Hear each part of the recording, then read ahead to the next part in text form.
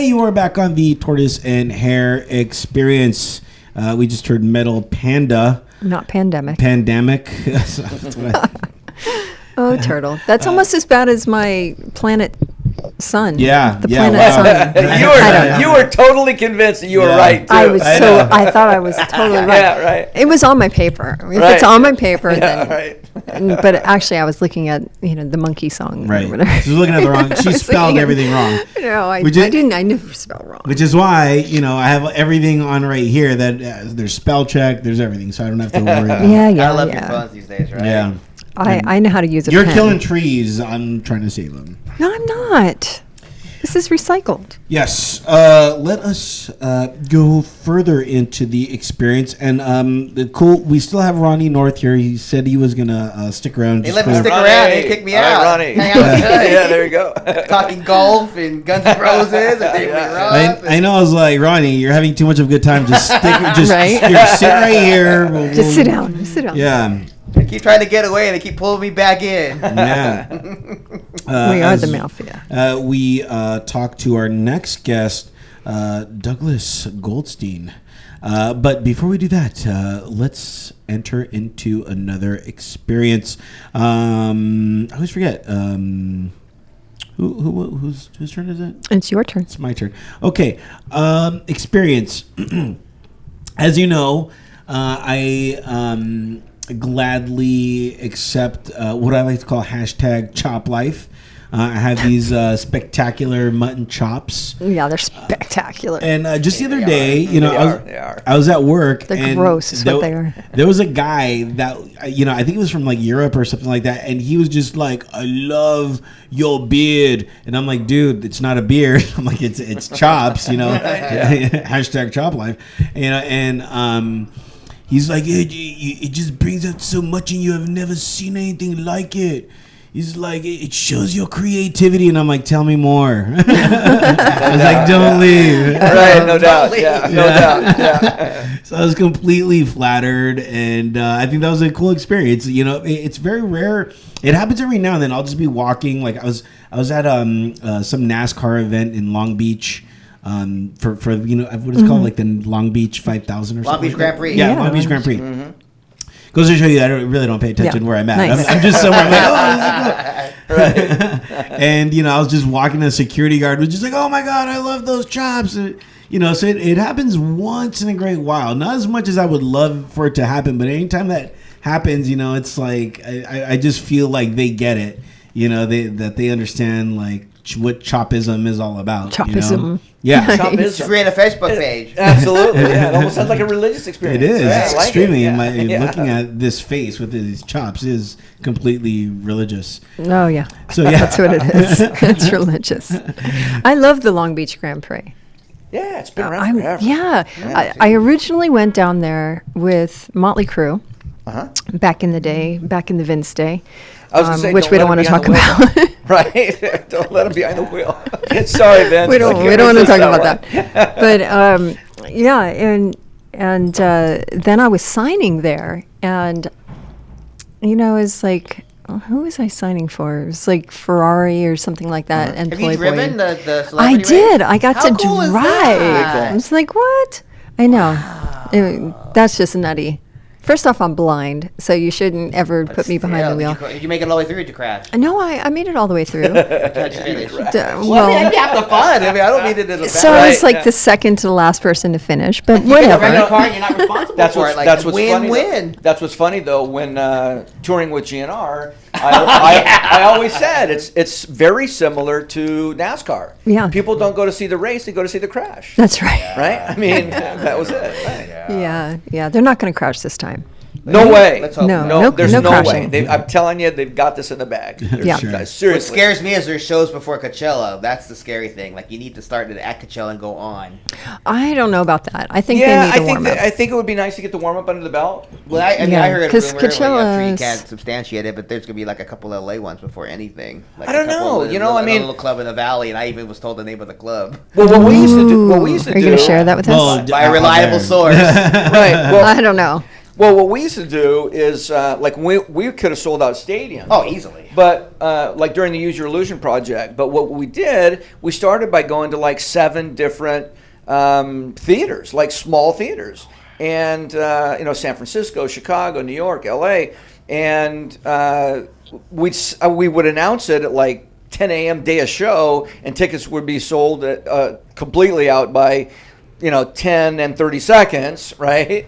And then you end up with 3,000 people outside. Before you know it, CNN's there with trucks, and the Right. local crews are there with trucks, and so it creates this really cool event. And it's all building towards moving to the arena next, doing the same thing there, hold one show, put that up, it sells out, roll into number 2, and then you're building towards the stadium. So, but these guys got this tour in the bag. They're going to kill it. I'm very confident. I know. I mean, it's been a long time since I've spoken to anybody, but they're great guys and an amazing band. So I heard they're getting along.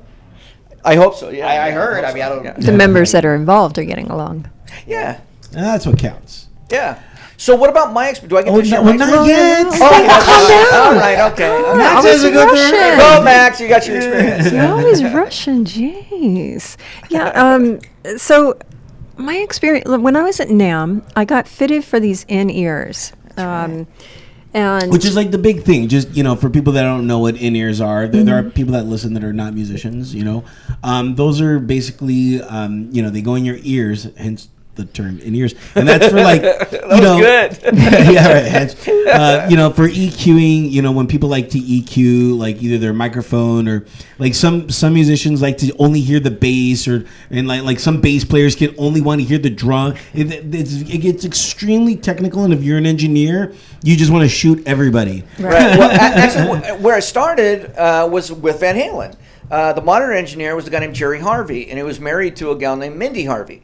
And they wanted to be able to hear. Alex and Eddie wanted to be able to hear. Right. And so, independent of one another. And so, Jerry came up with a concept, and the company was called Ultimate Ears.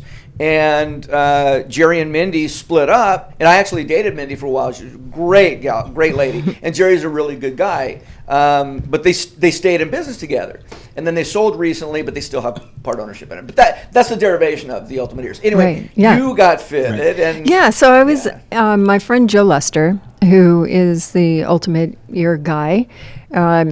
He's like, Max, you got to get this done. You're always on air, you're always on tour. How come you don't have these yet? And I said, you know what? I don't know. And I figured it out why I never got fitted before. Because your ears are so independent of each other, and that it's just ridiculous just to even fit them. No, that's not Okay. it at all. That's not Shot it in the at all. dark. Shot in the dark. The reason why is because the last time that I was at NAMM with Mickey Free when we were performing, Mickey got fitted, and they put him in a chair, and they put this thing in his mouth, and they had all this goop in his ear, and it was like a big white thing that they put in his mouth. And I thought it looked so ridiculous that I never wanted to get it done. And that's Right. why I didn't get it done. Uh-huh. But now they have this little like scope thing. It's like a 3D scope. It's like a little wire thing that goes in your ear, and it shoots a picture of your ear canal. So no- oh you're- wow, really? So no goop, Oh, no wow. thing in your I'm mouth. a goop guy from way back. Right? Yeah, right. Can I quote you on that? Absolutely, yeah. That's what we hear. Meanwhile, That's yeah, what like, we F hear. this, man. I'm out, man. Doug was all about the goop. Yeah. Absolutely, yeah. Yeah, so I'm sitting there at NAMM with 200,000 people and people behind me and stuff like hey Max, and I'm I'm sitting there with this wire in my ear, looking at my ear canal on a monitor. Wow. And it was so fascinating. It was like, Did you have wax? no Oh, you wax, sure? of course not. Was Come it? on, I want to sing around. was Did it- we change your name to Wax Massa? Oh, that's Right? just that's sad. There you Never go. ever say that Oh, again. no. Never. He'll be here for a short amount of time. I think. Yes, very very short. Yeah, Take care of get your the fuck out. servers. He used to be my manager. What now? When you look down your ear canal, was it like looking down a rabbit hole? Ah, it kind of was. There's- It was. Wow. You remember the movie Dune? I love that I do, movie. Vaguely. Yeah, that's what it was Vaguely. like. It was like that. It Oh, was very kind of, it was crazy. It's good times. You should get that done. We Yeah. should have monitors because Yeah, this I'm fine with sucks. that. I'm like, I'm fine You with know, They're great. I'm constantly having to And you pull can my write 'em monitor off. out of my ear. Yeah. And you can write them off, guys. Yeah. Oh. Well, you know what? I have to make money to be able to write money That's off. true. Yeah, I know. Yeah. Good point. Yeah. It's very true. Yeah. I'm still stuck, with the Sony Studio cans. They are, industry standard. Yeah. And I like the way they look on me. They used to be industry standard. That's, I don't know when was the last time you were in the studio, but Well, I created my own Whatever. studio. whatever. They're industry standard for my industry. That's standard. And that's standard. Exactly. It cracks me up that, people are walking around with these big cans on just for their phones, and Oh, yeah, those you know, Ray Beans it and was stuff? like, it used to be the time where you wanted to make everything teeny tiny, tiny. Like itty bitty. Your phones were itty bitty. Remember when Right, we had yeah. phones that were tiny? And now it's Zoolander. like The the Zoolander bigger phone. the That's phone, right. the better. Zoolander. Yeah. Right? Yeah. I can't wait for that movie. Merman. Yeah. Yeah, so that's Now my everything's big. experience. That's my experience. So Dougie, You get to share it. Dougie Fresh. Has anybody ever said this totally looks like the therapy couch? No. Oh my God. This is our That second feels time like here. Great, I got Doug's legs are on me now. Right, yeah. No, I want to go way back with my experience because Do it, it's man. because it's frightened me for the rest of my Uh-oh. life. Wow. So- you need to get over that experience. I know, Just right? FYI. Yeah. So I grew up in a really redneck part of San Diego. It still has a second. What? Wait. Oh no! I swear to God. Yeah, I swear- What part? Because I lived in San Diego. Lakeside. Lakeside. Okay. I have the chewing tobacco to prove it. Is that where the bar from Heartbreak Ridge is? I don't know, but there is a bar in Because that one was pretty redneck. in downtown Lakeside. There's a Yeah. bar where I knew about it, called the Lakeside Hotel, which actually Okay. was a hotel. So a buddy of mine named Victor Cooper, he says, "Hey, I want to go get some money from my dad so we can go buy beer." Sounds great. So I pull up, I go to walk in the front door. He grabs me, he goes, "What are you doing?" I go, we're walking in." He goes, "No, go through the back door." I go, "Why?" He goes, "Just come with me, you'll see." It's like a locals only thing, probably. So I walk through the back door, and all of these guy friends of mine, their fathers were at the front door drinking beers. I go, Cool. I give up. What's going on? He goes, it's a deal that everybody is in on, that if somebody walks in the front door, they're obviously from out of town. And the guys that are local guys, they have to take turns.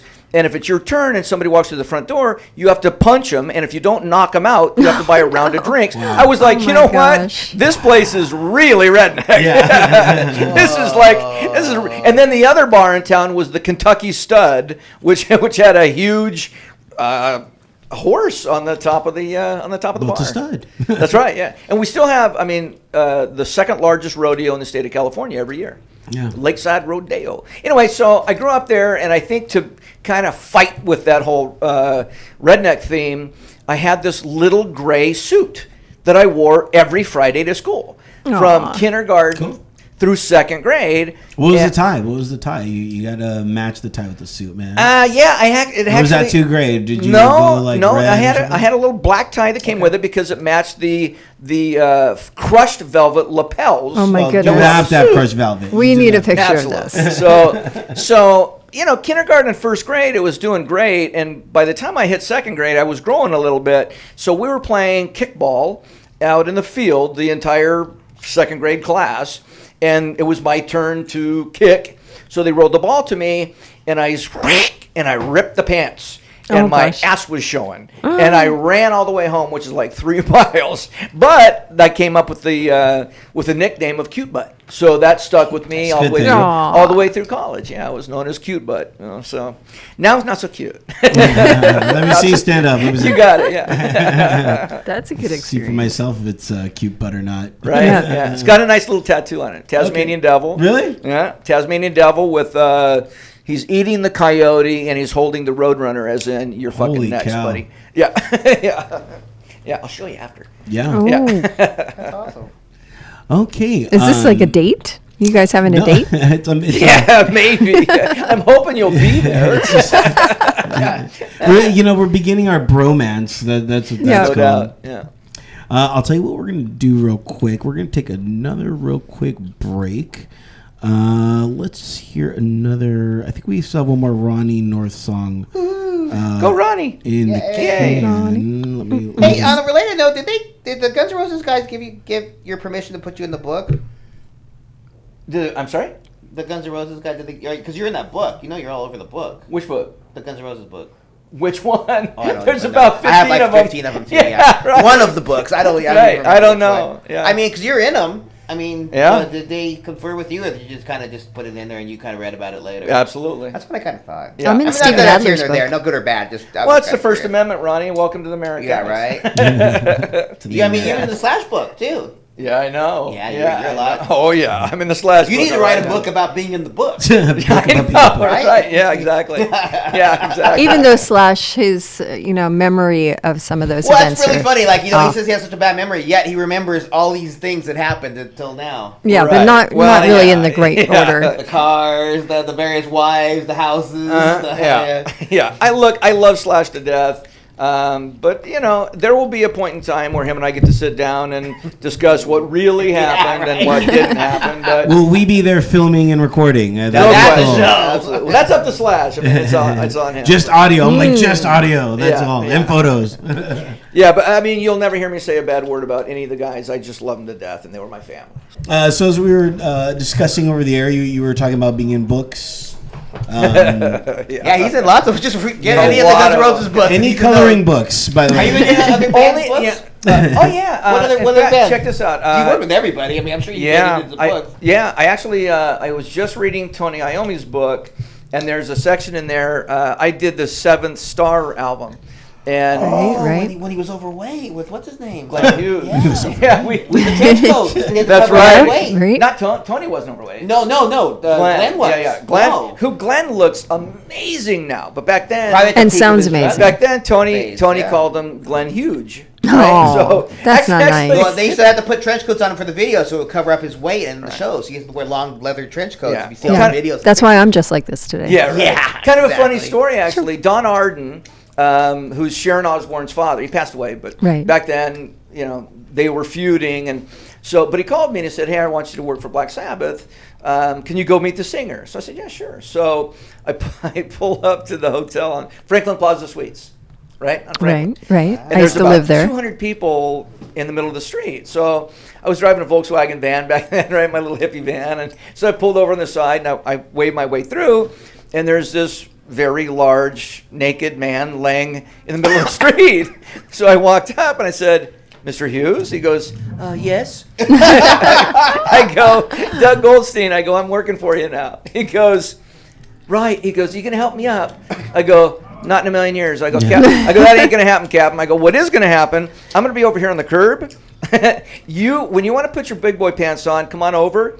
I'll help you up." I go, "But Nice. until then, I'll be on the curb." So about 10 minutes goes by. He's all, "Doug." I walk by. I said, "Yes, Glenn." He goes, "Can you fetch me a robe?" That I can do, man. So I got him his robe. And, yeah. Anyway, so in Tony's book, he alludes to, and I didn't even know he knew this, but I used to tie a fishing line from my toe, because I used to have an adjoining room with Glenn. I'd tie it from my toe to his door. So I knew. You knew when he was sneaking out. Or have Wow, any good people idea. bringing drugs in. Nice. So it was just one that I came up with, right? Yeah, the old toe line. Right? So Dude, you gotta write a book. yeah. My life's only half over. I don't know That's about right. that. Yeah. That's genius. I mean, it's so simple, but it's genius. Yeah, thanks. Yeah. I used Did to you come have up to use with that on anybody else? Other than no, but I did have. I mean, obviously there's really funny stories. I mean, just great funny stories. Now, we are talking with Doug Goldstein, and for those of you guys that don't know, he's been a manager, a security guard for Van Halen, Air Supply, Black Sabbath, Guns N' Roses, Blind Melon, Anthrax, Danzig, and Exhibit. Is that the rapper Exhibit? Yeah. X to the I love X to Z? the Z, and it's all in the family, baby. He's one of the nicest human beings on the planet, but don't cross However. him. Fred Durst kind of called me out when Exhibit was opening for Limp Bizkit. And we were in Exhibit's dressing room, and he's like, "Yeah, Doug, where the fuck is Guns N' Roses now, motherfucker?" Right? And I was like, Oops. whatever. Exhibit picked him up by the neck, and he's like, "Don't talk to my manager that way." I was like, "No, X, it's okay, man. Don't worry about it." But I mean, that's what a nice guy Exhibit is. Yeah. He's like, he doesn't just act tough. He is tough, right? But he's a very loyal guy. Yeah. So I love him. He's a really great guy. So we should talk to Limp Bizkit now and ask them where's Guns N' Roses. It's funny though. now? There's a lot of people that rag on Limp Bizkit. I swear, I still love the first Limp Bizkit record. Love Oh it. yeah. Oh Listen yeah. to it all the time. It was amazing. I still own it. Yeah. What have they done for me lately? That's what I want to know. Well, you know what? Fred made a ton of money in the A&R world. Mm-hmm. But then I like Fred. I mean, he's a really good guy, and he's a pretty bright guy. But what they were doing, and I think the reason why I really like Limp Bizkit is they were doing their genre. Anybody that leads their genre, I got a lot of time for. Right. And they were doing something, they were very cutting edge. Nobody was doing what they were doing when they did it. And so I have a lot of respect for people that are willing to take a risk in music, and they were definitely taking a risk. Mm-hmm. So, and it paid off. I mean, Yeah. great band. You know what he's doing right now? I don't. I just saw a deal on TMZ where he talked about getting the Guns N' Roses members back together. You know, He's working Steven with Tyler Corey. just said the same thing. Yeah, So there's a lot of people I heard that. Steven Tyler say that on Howard Stern the other day. Yeah. He's working with Corey Feldman Ooh. on Corey's music. Oh, Well, hey, if that makes Yeah. him better, then I'm all for it. You know what I absolutely, mean? absolutely. I'm not? not going to say anything. Yeah. I was actually hanging with Corey like at NAMM last year. We did, Yeah, like, a that- thing. I'm sorry He's about a that. really See, nice I'm- guy, but I'm not going to say anything. I should talk to Fred because I'm actually working with Marty Feldman. Oh, yeah. Yeah. I've we could got do a Marty Feldman eyes. Feldman tour. Speaking of the good Feldmans, Eden Feldman is one of the producers on the Playboy event. Oh, yeah, that you're He's a doing. good, yeah, he's a good Feldman. How do people get tickets? It's happening like in a week. On the 15th. I On the know it's 15th. like countdown now. Perfect. Right after That's Valentine's the day I'm Day. playing no, that's a Monday. It's Grammy night. Oh, Right. boy. Really? Yeah, it's a big thing. There's a lot happening. You're not Yeah. going to the Grammys, Max? I have to be at the Playboy event. I know it's like my first time not I'm going. not cool enough to go not to the doing Grammys, but, you know. And Jimmy Iovine is getting married that weekend. Yes, he Yay, is. Jimmy. Yay. Congratulations to Jimmy. Seriously? Yeah. Wow. Yeah. Love Jimmy Iovine. Nice guy. I mean, he's For those that don't know, Jimmy Iovine. Jimmy Iovine produced U2 records, went on to be the CEO of Interscope Records. Him and Dr. Dre owned Dre Beats Oh, wow. that they sold for $3 billion. To iTunes, right? To Apple? Yeah, Apple. Mm-hmm. And now Jimmy works at Apple.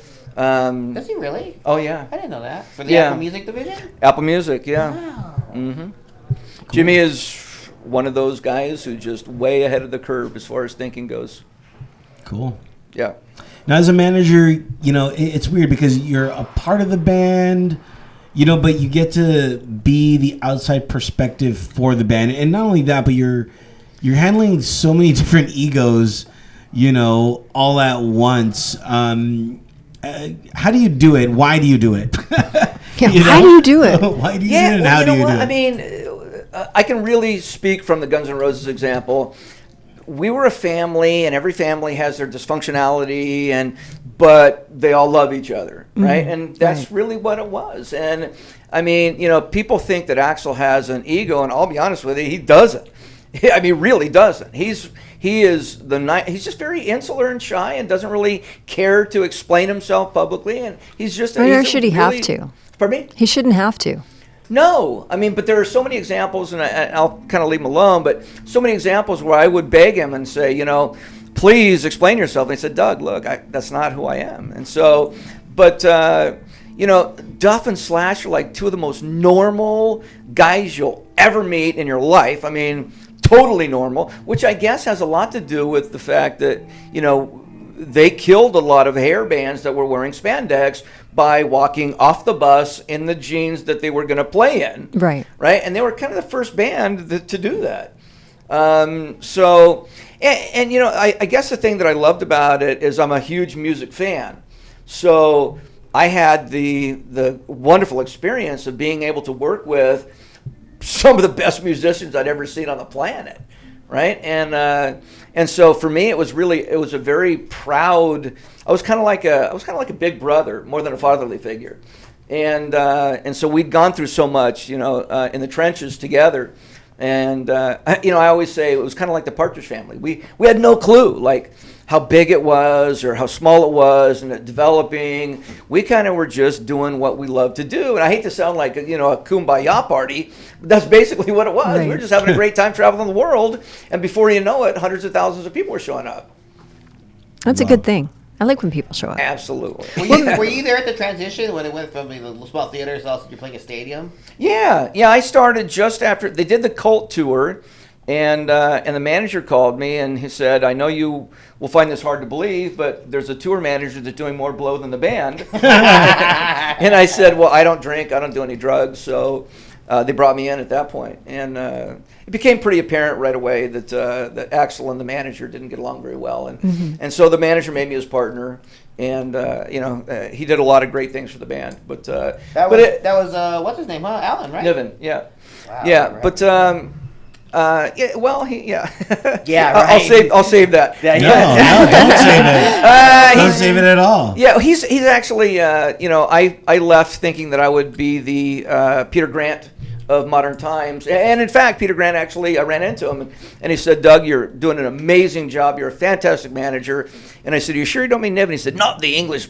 Not the Kiwi. That's what he said, because Alan's originally from New Zealand. Not the Kiwi. He's the most hated motherfucker in the business. I was like, okay. So that was a great accolade for me because I love Peter Grant. What was it like hanging out with Peter Grant? Pretty amazing, That's a man. whole other Pretty thing amazing. in itself, man. Yeah, I actually thanked him for kind of paving the way for guys like me to be able to do my job, and he started crying, and I had to hug this. Seriously? Oh yeah, I had to hug this 6'6", He was whatever, huge, 450 man. He was like the guy. Suge Knight of the 70s. Yeah, totally. Yeah, He was. Yeah, and I said, "Why are you crying?" He goes, "Doug, all I hear is I hung this guy out the window by his foot. Beat up this guy with a That's baseball where Suge Knight bat." got all his stuff from. Yeah. Peter Grant. He said, "Nobody's ever thanked me for the good things that I did." And he said, "That really means a lot coming from you." So anyway, I leave to Hawaii in 2004 to go be a father, thinking again that I was going to go out in the annals of rock history. Instead, Niven came in and kind of rewrote history by befriending Duff and Slash, and he's bashed me and taken all the credit for everything that I did, all the positive stuff that I did. Right. Yeah. Yeah. When I took over the management deal,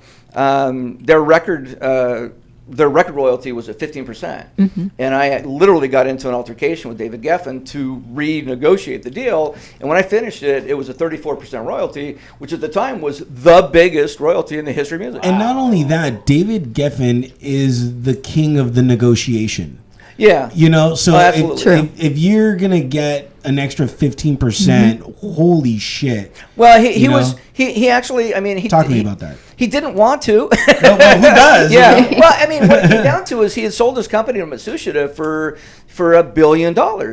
And so when I had to sit across from him at his place in Central Park, he said, "Why are you here?" And I said, "Well, I've told the band that I really don't recommend that they sign your deal." And he was pissed. Pissed. Those are not the words you want to hear. It took me about 4 hours to kind of really find out what it was and get it to my head. And I thought, it's the embarrassment of having to go back and tell the Matsushita, "I know you thought you were going to get X, but you're going to get Y instead."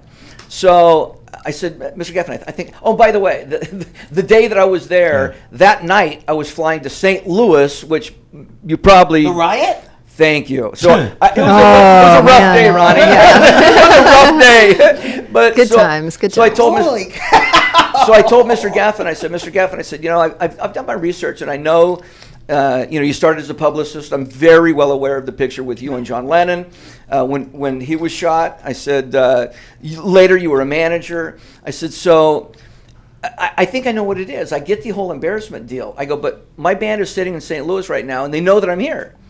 So please don't send me back and say," because they're going to ask me as soon as I walk through the door, Right. "What happened?" And I'm going to say, "Well, I had the choice between bubblegum and dick, and they're out of bubblegum." Right? so he goes, I never heard that before. I get it. He said, "You know what, Doug? Don't ever talk to me again about negotiations or anything else. Go back to LA, talked to David Berman, the business affairs guy, who I love, and talked to Eddie Rosenblatt, the president of the record Right. company, who, again, I love. And he said, you know, if you can work something out with them, great, but I'm not going to be involved. So I got it. He was kind enough to open that door for me so that I could come back and renegotiate. But he didn't want to be involved in it so that way he could save face. Right. Which was a really important thing for him, and I got it. I totally understood Sure, it. of course. That's awesome. Oh, yeah. It's a good David Geffen story. Yeah. Yeah. So did you. Aw, come on. It's David Geffen, for God's sake. That guy is just a pioneer. Not only a pioneer, In but a lot like of ways. you know what he did for artist development. Oh, yeah. You know, was unheard of. Like, and people don't even do not even a tenth of what he's done. Well, you know, for artists, it's funny. One you of know? the things that he did, which was brilliant, I mean, absolutely brilliant, he found two A&R guys that hated each other. Tom Zutaut and John Kolodner couldn't stand each other. And so they were always trying to outdo each other.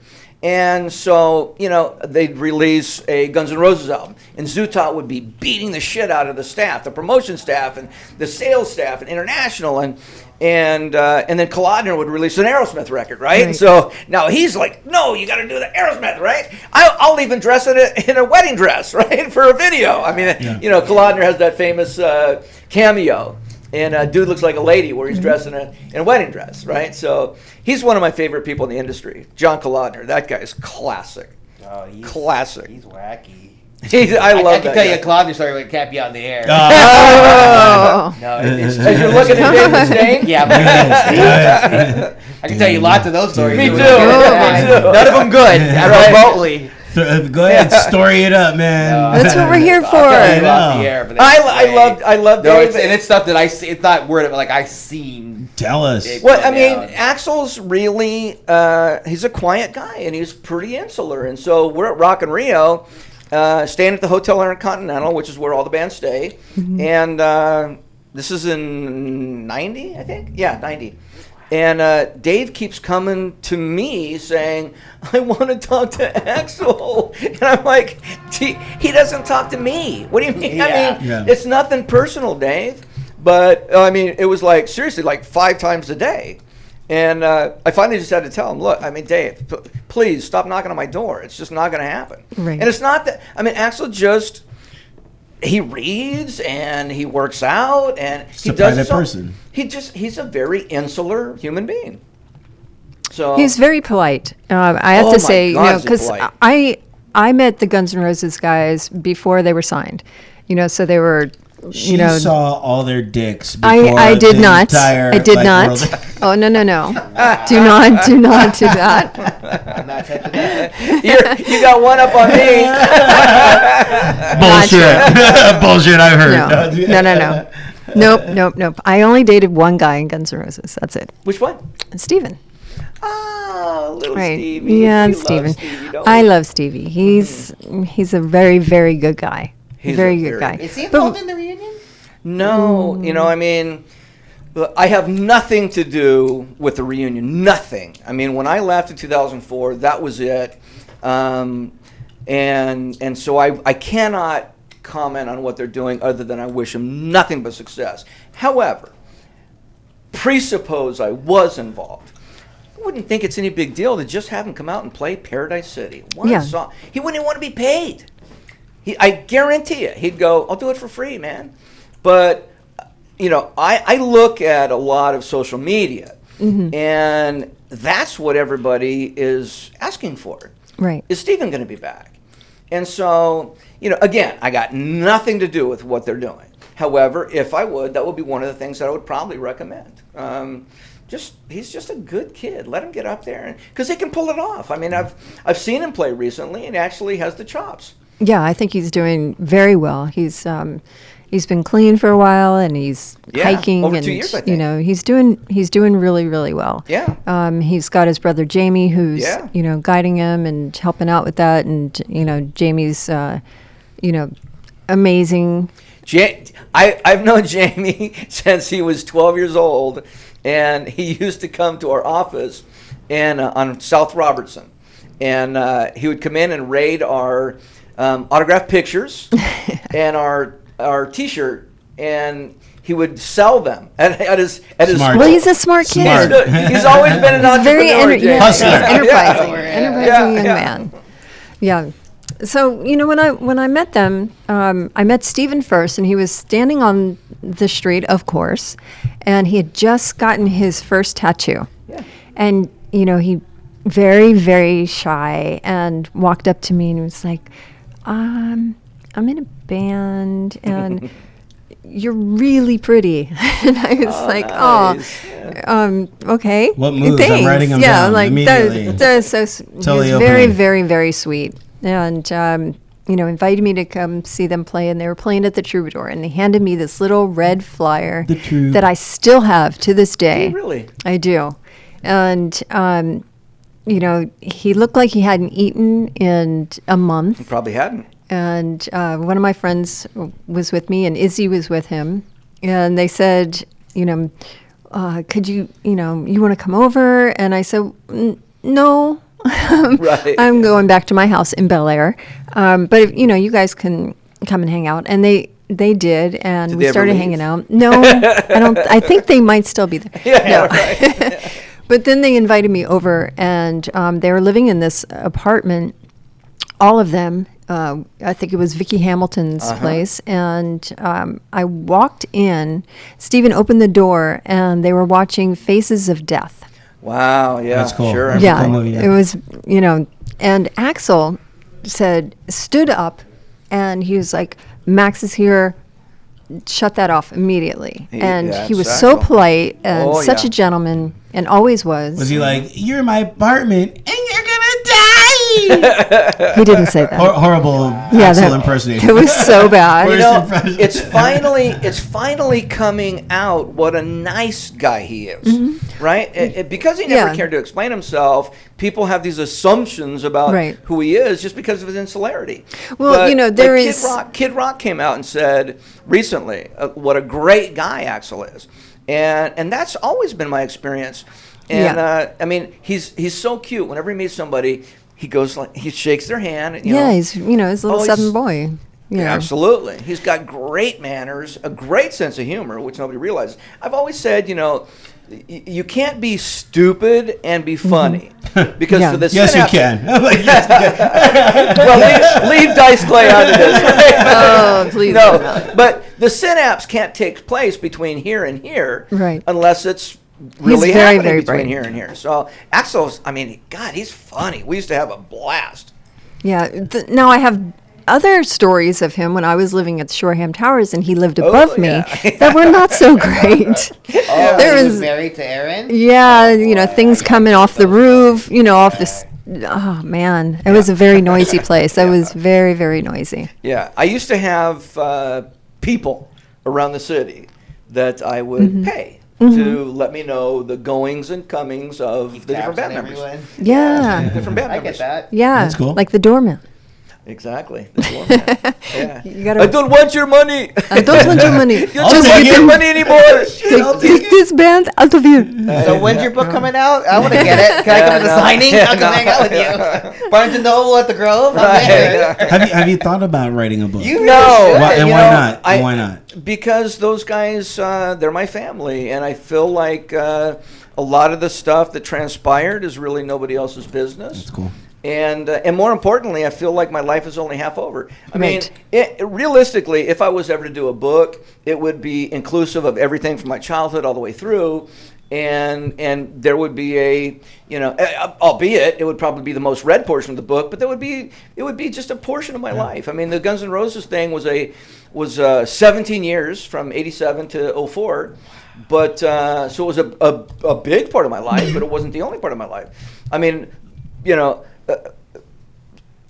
the Guns N' Roses thing, I'm incredibly proud of, but more proud, like the number one thing in my life that I'm the proudest of, is my two sons. Yeah. It's not being And- on this show? Yeah, well, that's yeah, right. Yeah, Just kidding. that's number 3. Yeah, okay. So how do you choose a client? I thought you were going to say, how do you They choose choose a me. favorite son? No, How do you choose a favorite son, most importantly? Not it's you, funny. yeah. I mean, that's a great question, Max. It's usually it comes down to I see potential that other people may not, or that they're not exposing, in a proper way that I think I can. And so, and it also has a lot to do with what kind of people are they. I hate to go back to it, but with the Guns N' Roses guys, those guys are great people. So it was a no-brainer. Of course I wanted to work with them because they were my family. But currently, like, I'm managing somebody in this room. Look at that bee. Little Max. Aww. Yeah, because I see this amazing potential that I think has not been tapped currently yet. And then I'm working with a couple of musical bands.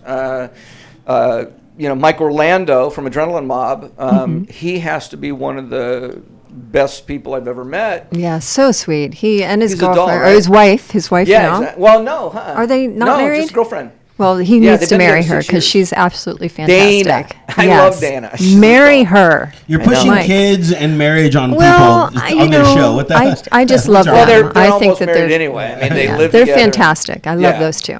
Yeah. So with Mike, he's had the Adrenaline Mob project, which is a great project, and he's done pretty well with it. But he's such an amazing shredder. And the thing that I like about, he has 2 projects called Sonic Stomp 1 and 2. And they're shredding records, right? There's no vocals Right. on it at all. But I'm listening to them, and they're all songs. And so I called him up. I said, Mike, these are like really listenable tunes. He goes, well, that's how I write. Unlike some shredders that just blah, blah, blah, Right. blah, blah. That's the hardest part. Yeah. Right. He actually writes No. a song and then lays the guitar down to it. Amen. Yeah, which I thought and it's just a great approach. And I had the pleasure of living in a room with a guitar playing older sibling, my brother, who was shit hot guitar player. And so I know good music. I know good guitar players. I've been blessed to work with Eddie Van Halen and Steve Vai and Tony Iommi and Slash. I mean, the thing that I love about Slash's playing more than probably anybody I've ever worked for is when he's in a lead, there were times where I couldn't tell where his body stopped and the guitar started. He's just married to it, and everything around him is just that. It's like it's just him and the guitar, and it's head down, sweaty, and bluesy. And I mean, I could watch that guy play every single day of my life, 20 hours a day. I'd sleep 4 maybe, but yeah, his style of playing really gets to me, And the thing that nobody knows about Slash is, even to this day, he shuts his phones off. He locks the door, and he practices 3 hours a day. Even now, I mean, you're in one of the biggest bands in the world, yet he still practices every single day. So somebody that takes their craft that serious, I got a lot That's of right. respect for. Yeah, you have to. Yeah. There's too much competition out there. Yeah. But it's not even that. He just loves what he does and wants to be better at it. Speaking of which, do you have somewhat of a core, like, trinity of things that can make somebody successful? Is it equal parts talent, great management, and building core relationships? Is that kind of like a trinity that you created? Absolutely. I mean, I've met a lot of artists that are really good, but they didn't have the right either focus, right, themselves, but believability. I mean, this is true in all walks of life, I think. People set limitations on themselves and their own abilities. And the people that are successful are people that don't set those limits. And those, by the way, those roadblocks, if you will, those aren't even at the conscious level in a number of cases. They're at a subconscious level. And so, but the other part is, you really need to surround yourself with people that are passionate about what you do, that know what it is that they're doing.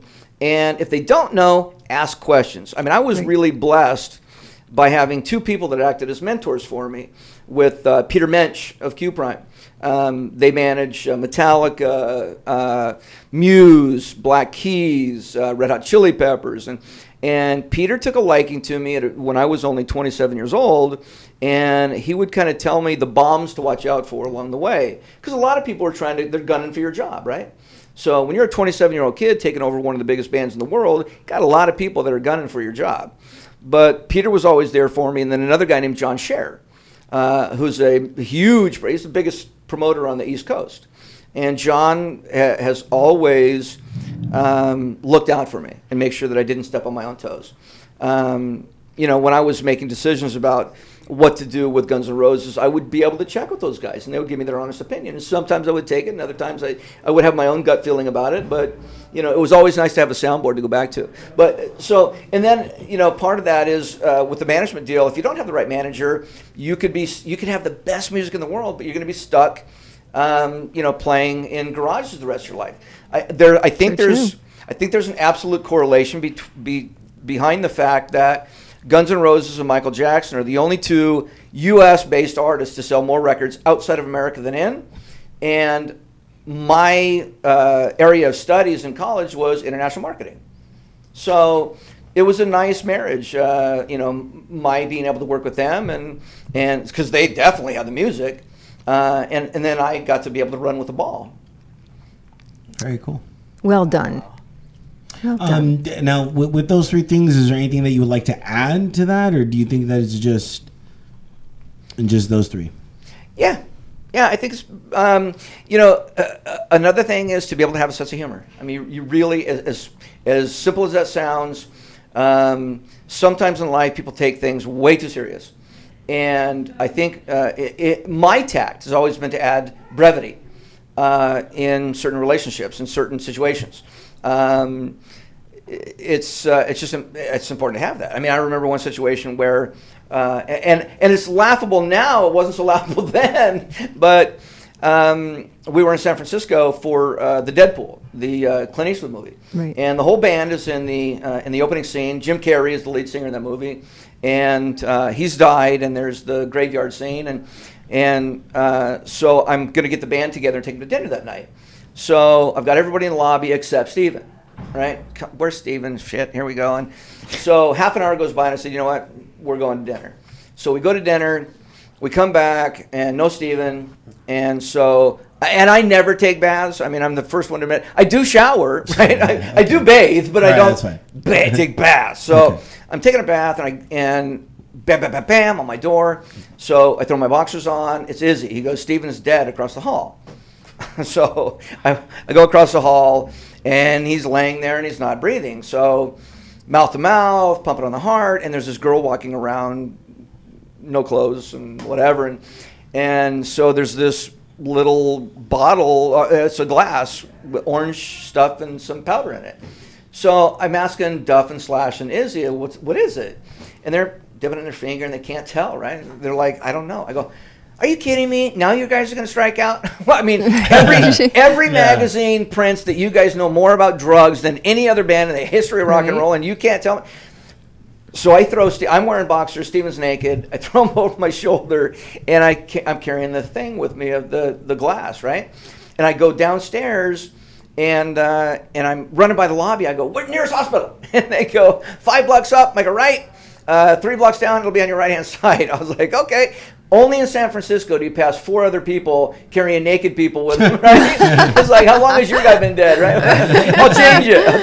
Oh. So, you know, it's you go through those experiences, and again, first off, the thing that they do is they make you real cohesive as a family, but then it adds brevity because you can laugh about stuff like that later. Yeah. Thank God nobody ever dies in that situation, but you know, you have stories to go back on that you can relate to and just go, oh my God, can you believe that we went through that? It's so hilarious. Right? But what was in the jar? What was that powder? Quaalude powder.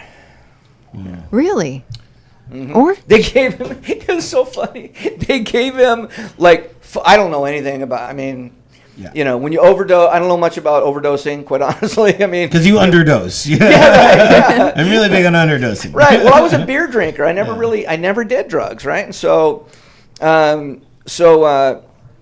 they gave him 4 bags of charcoal, right? And so for like 2 weeks, he's farting black powder. Yeah. It was like, man. He'd go, oh God. To absorb everything. Yeah. He'd go, oh God. And poof, this little black powder would come out. We were like, put that shit away, man. So it's funny stuff. I mean, it's just, like I said, stuff like that is just, it adds brevity to your travels. I mean, yeah. So real quick, we we're in the past for a little bit. Let's talk about the future of you and what you're doing. And Hey, before we go there, no, how Ronnie. many times did Steven die when your tenure with Guns N' Roses? Just the one time. Just the one time? That's a good. That's Okay, a good how thing. about total deaths of the band at your duration? Oh, Nobody wow. died. I mean, you saved them, but how many times Yeah. did that Slash happen? died more Quite a than few. Steven, right? How many? Didn't Slash Who die died more? more? Than Oh yeah. He died like 3 times in the book. I mean, I don't know how many Yeah. times it really was. Yeah, yeah, and Nikki Sixx. I mean, that Yeah, that Nikki. happened. Yeah. The Kickstart Yeah. My Heart thing was Yeah. actually poor Fred Coury, who's like as clean as it gets. Right, he doesn't even drink Right. alcohol, let alone do drugs. Stephen broke his hand on the Alice Cooper tour, and I had met Fred Coury when I was touring with David Lee Roth. Cinderella opened up for us, so I called Fred and I said, "Can you come out?" He said, "Yeah, of course. That's my favorite band." So he came out and he said, "Look, I don't want to be out. I don't want to be around any drugs. You got to promise me." I said, "Fred, come on, man. Can't It's you promise and you. I, buddy. Of course." So he calls me. "Oh my God, Nikki's dead!" And it was like the day before Thanksgiving. And I said, "Just go to LAX. I got this covered, right?" So I called Richie Fisher, Motley's tour manager, and I said, "Richie, look, I've already called an ambulance. You know, they're on the way, but you know, Nikki's dead, right?" So that's where the song "Kickstart My Heart" came from. Yeah. Cool. Yeah, I remember it well. absolutely. So real quick, what are you doing now? Have quite a few things going on. Let's honestly. talk about 'em real quick. I'm working with a fantastic guy named Adam Ochoa. He's an inventor. He's perfected the prosthetic leg, Oh, very cool. and we Very have a buy one get one program. So Wait, buy one leg, get another one free. well, not for the same guy. Yeah. No, it's for people that can afford the leg. They buy a $35,000 leg, and then we gift one to kids primarily that have never Okay. taken a step in their life. And I mean, that's like the most feel-good thing I think I've ever done. Yeah, it's because Adam's putting these legs on kids from 6 to 10 years old. Like I said, they've never taken a step, and there's not a dry eye in the presentation when he's doing Right. it. The kids start running up and down the hallway, and I mean it's magical. And he also has he's developed a shoe that it's going to revolutionize the shoe industry. I mean, it's what it does is every time somebody takes a step, there's a heel strike, mid strike, toe up. It's Right. called. That's what propels you forwards. So he uses this material that he sells to the Black Hawk helicopter, the $1 billion helicopter. So you're completely stealth as you walk. Pretty much, yeah. You know what? And it's weird that you should mention that because I, not that I'm really into conspiracy theories and stuff, but like, I'm not saying the government's doing this, but the guys of the government's doing it. Say that on the air. Shut us down. That the only way that they can get a true signature is by the pattern that you walk because everybody walks so different. Yeah. So is he trying to like stealth that or? Not at all. No, I mean, Did you hear about that by the way? I did, yeah. Yeah. It's Yeah. stuff Yeah, do a lot of research on, yeah. Anyway, so, no, but what happens is it absorbs 100% of the heel strike, which people always, their back hurts, their hips hurt, their knees hurt, Yeah. from the heel strike. So it absorbs 100% of the heel strike because this material, which is like carbon fiber, only much stronger and less expensive. So it goes between the sole of the shoe and the upper part of the shoe. So it's a midsole. So it steps down, then it mid strikes, and then the toe up is twofold. One, because the material wants to return to static, right? So it's bent, and now it wants to go back to where it was. So it bang, it propels you forward like a kangaroo. So I put them on, and I've had some really bad accidents in my life that have stopped me from being able to run. Or I broke my neck snowboarding, and I was literally paralyzed for 8 weeks. But and God was good enough to give me my walking ability back. But I hadn't run. I used to run 10 miles a day, bike another 30 miles a day on the Big Island, Hawaii, and it had been 6.5 years since I'd done that. So he called me to his place and put these shoes on me, and I swear on my own life, right, that within 20 minutes I was doing wind sprints on the Santa Monica Pier. Holy cow. So I was like, of course I want to be involved in this project. Cool. But another thing that I'm involved in, which is really cool, is I've been involved with the medicinal cannabis movement. The medicinal cannabis movement. Do you have with any medicinal cannabis on you now? I do. Okay, Always, yeah. we'll check that out in a bit. Yeah, no, I'm putting on, it's called Music Can with 2 N's. So it's 2 meanings. Music can heal, right? Because the one constant in music is that it's the universal language. Music can be us. music can be us. I like it. Yeah, baby. I'll host the event. I Okay. got it, yeah. Just FYI. Try- Okay. There's Trust me, already they'll be there's playing already a cannabis host. there. It's already a host for the event. She will be my co-host. No, no, Yeah, exactly. excuse me now. So we're what we're going to do is it's going to be an educational, but it's going to be a 2-day Friday Saturday festival in currently 11 cities, all cannabis friendly communities. LA, yes. LA, we're going to Okay. do probably 2 plays in LA. Fantastic. San Bernardino, because it's very cannabis friendly. They're constantly Yeah. holding events out there. And I don't know where probably north of the city, quite honestly. I don't think I'll do anything in the city. Okay. They will be at outdoor venues because. Of course. Well, Although- not because of the obvious, but Like, more really importantly, gotta do that. because what we're going to do, and again, this is something that Axl did on the Metallica Guns tour that nobody ever talks about. On that tour, his idea was to let anybody that had anything educational that was beneficial to our society, a green movement, veterans organization. All of that. We set up sites for them to be able to educate people about that, and we would have maybe 30 to 50 booths on the outside of the stadium and passing out literature and educating people. And again, people talk about the riots and all that shit. What about the good that the band Right. did, right? Right. That was a fantastic thing. So anyway, going from that model, we're going to do that with the medicinal cannabis thing. If somebody has some good educational literature, like I've been blessed enough to be involved in this particular movement, and I go to one convention a month where there's between 5 and a dozen international oncologists, because the domestic oncologists they're telling their patients to do this, but they can't prescribe it for them Right. because it goes against what traditional medicine tells Right. them. Well, and I have to bring this up. My oncologist said that to me. Said that you can do this, you'll feel better. Yep. But I cannot say That's right. that you're going to feel better. That's I right. can't put that on paper. That's right. Well, and I had my own experience with it. They thought in the beginning that I had something called multiple myeloma, which my best friend had, oddly enough, and I started the cannabis oil, and within 6 weeks it was totally undetectable.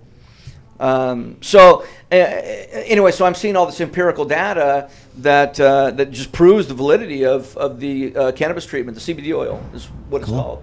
And so I'm involved in that one. And then I've been involved in a brand new startup company, SAP. They're not a brand new startup. SAP does like 120 billion a year in annual revenue. Brand new startup. But they want Well, to nothing. get involved in the ticketing solution industry. Yeah, that's a major problem. Huge problem. There's not, it was funny. I was sitting in a conference room in Germany, Heidelberg, Germany, which is where SAP is located.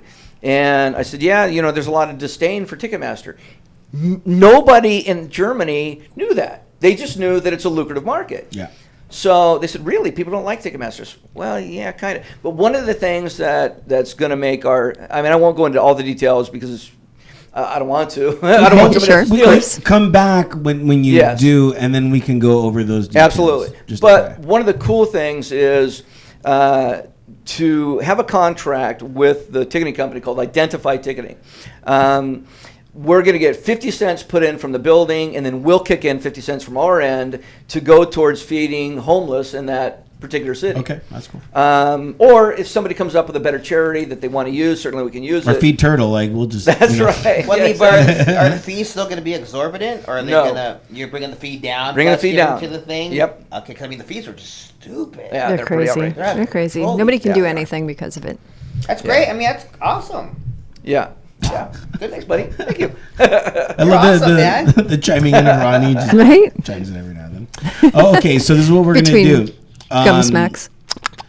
Dude, Doug, it's been great having you on. Thank you very much, you guys. Um, Yeah.